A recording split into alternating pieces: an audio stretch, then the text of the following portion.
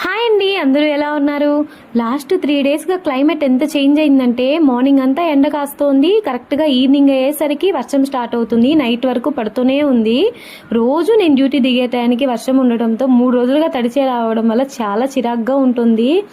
అందులో మా వాడిని మా అమ్మమ్మ వాళ్ళ ఇంటి నుంచి తీసుకురావడం పెద్ద గండంలాగా మారిందనమాట. ఈ 3 డేస్గా వాన్లో తడిస్తే వాడికి ఎక్కడ ఫీవర్ వస్తుందో అని అదొక భయము.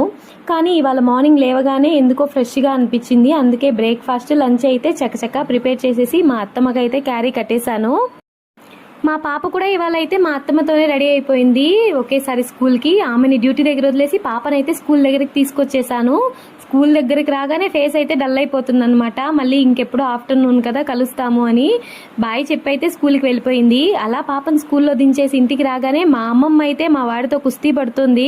పాపం రోజు వాడికి స్నానం చేపించి ఆమె రెడీ చేస్తుంది అనమాట. ఆమె ఉండడం వల్ల నాకు టైం సేవ్ అవుతుంది డ్యూటీకి రెడీ అవ్వడానికి.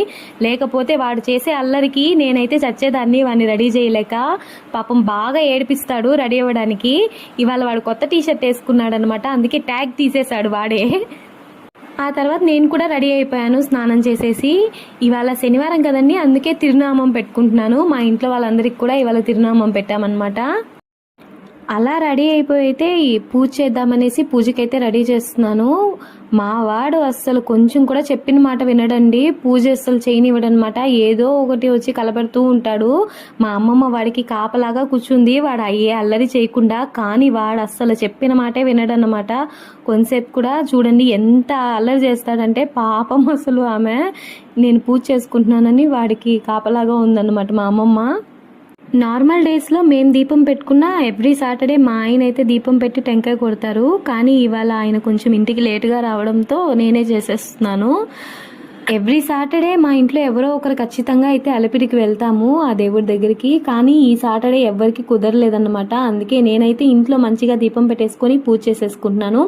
ఎక్కడైతే ఏమి ఆ దేవుని మనసారా ప్రార్థిస్తే చాలన్నమాట. ప్రశాంతంగా గడిచిపోతుంది మనకు రోజంతా. నార్మల్గా అయితే ఎవ్రీ ఫ్రైడే సాంబ్రాణి వేస్తాను ఇల్లంతా. కానీ నిన్న ఫ్రైడే అయినా నిన్న సాంబ్రాణి వేయలేకపోయాను. అందుకే ఇవాళ సాటర్డే అయినా కూడా కొంచెం ఇల్లంతా శుభ్రం చేసుకొని సాంబ్రాణి అయితే వేసేసాను మొత్తం ఇల్లంతా కలిపి.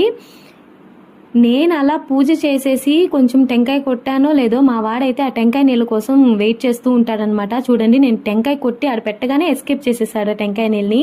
అలా నా పూజ అయితే కంప్లీట్ అయిపోయి మా వాడిని మా అమ్మమ్మని అయితే ఇంటి దగ్గర వదిలేశాను. నేను డ్యూటీకి బయలుదేరిపోయాను. నా డే రొటీన్ అయితే ఇలాగే ఉంటుంది. కానీ నేను ఇన్ని పనులు ప్రశాంతంగా చేసుకొని రాగలుగుతున్నానంటే దానికి కారణం మా ఆంటీనే. క్లినిక్ నాకన్నా ముందుగా వచ్చి ఓపెన్ చేసి వెయిట్ చేస్తూ ఉంటారు. వీడియో కనుక నచ్చితే ఖచ్చితంగా లైక్ చేయండి ప్లీజ్.